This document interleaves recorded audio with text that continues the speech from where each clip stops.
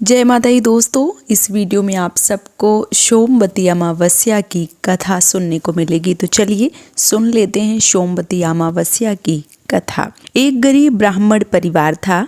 उस परिवार में पति पत्नी के अलावा एक पुत्री भी थी। वह पुत्री धीरे धीरे बड़ी होने लगी। उस पुत्री में समय और बढ़ती उम्र के साथ सभी स्त्रियों के जैसे गुण विकसित हो रहा था। वह लड़की सुंदर, संस्कारवान और गुणवान थी, किंतु गरीब होने के कारण उसका विवाह नहीं हो पा रहा था। एक दिन उस ब्राह्मण के घर एक साधु महाराज पधारे। वो उस कन्या के सेवा भाव से काफी प्रसन्न हुए। कन्या को लंबी आयु का आशीर्वाद देते हुए साधु ने कहा कि इस कन्या के हथेली में विवाह योग्य रेखा नहीं है।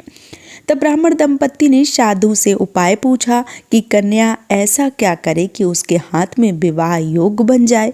साधु ने कुछ देर विचार करने के बाद अपनी अंतर्दृष्टि से ध्यान करके बताया कि कुछ दूरी पर एक गांव में सोना नाम की धोबिन जाति की एक महिला अपने बेटे और बहू के साथ रहती है, जो बहुत ही आचार विचार और संस्कार संपन्न तथा पति परायण है।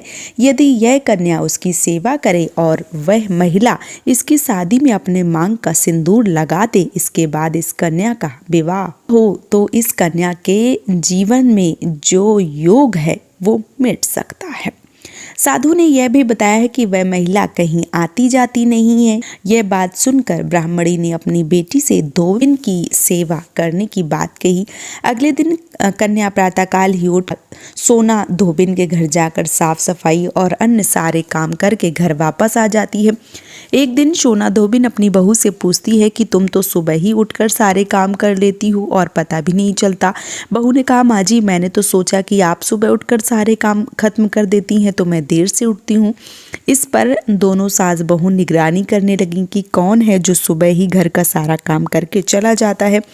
कई दिनों के बाद धोबिन ने देखा कि एक कन्या मुंह अंधियारे घर में आती है और सारे काम करने के बाद चली जाती है। जब वह जाने लगी तो सोना धोबिन उसके पैरों पर गिर पड़ी और पूछने लगी कि आप कौन हो और इस तरह छुपकर मेरे घर की चाकरी क्यों कर रही हो। तब कन्या ने साधु द्वारा बताई गई बात को उनके सामने रखा। सोना धोबिन पति परायण थी, उसमें तेज था। वह तैयार हो गई। सोना धोबिन के पति थोड़ा अस्वस्थ थे। उसने अपनी बहू से अपने लौट आने तक घर पर ही रहने को कहा। सोना धोबिन ने जैसे ही अपने मांग का सिंदूर उस कन्या की मांग में लगाया, उसका पति मर गया। उसे इस बात का पता चल गया। वह घर में निराजल ही चली गई। यह सोचकर कि रास्ते में कहीं पीपल का पेड़ मिलेगा तो उसे भंवरी देकर और उसकी परिक्रमा करके ही जल ग्रहण करेगी। उस दिन सोमवती अमावस्या थी। ब्राह्मण के घर मिले पूरे पकवान की जगह उसने ईंट के टुकड़ों से 108 बार फेरी या भंवरी जो है वो देकर पीपल की परिक्रमा की और उसके बाद जल ग्रहण किया। ऐसा करते ही उसके पति के मुर्दा शरीर में जान वापस आ गई। धोबिन का पति वापस जीवित हो गया।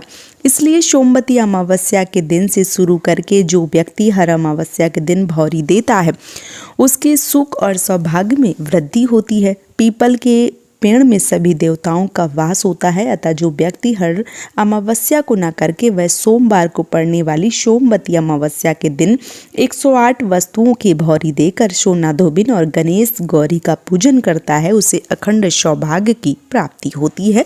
ऐसी प्रचलित परंपरा है कि पहली सोमवती अमावस्या के दिन धान पान, हल्दी, सिंदूर और सुपारी की भंवरी दी जाती है। उसके बाद सोमवती अमावस्या को अपनी सामर्थ्य के हिसाब से फल, मिठाई, सुहाग सामग्री, खाने की सामग्री इत्यादि से भौरी या परिक्रमा जो है वो दी जाती है। और फिर भौरी पर या परिक्रमा का चढ़ाया हुआ सामान किसी सुपात्र ब्राह्मण, ननद या भांजे को दिया जा सकता है। तो ये रही सोमवती अमावस्या व्रत की कथा। उम्मीद करती हूँ ये कथा आप सबको पसंद आई होगी। कथा पसंद आई है तो आप मुझे सपोर्ट करें इस चैनल को सब्सक्राइब करके और वीडियो को लाइक करके। भगवान महादेव आपका सुहाग अखंड रखें, यही कामना करती हूँ। और इसी कामना के साथ आज का जो वीडियो है वो मैं समाप्त कर रही हूँ दोस्तों। जय माता दी।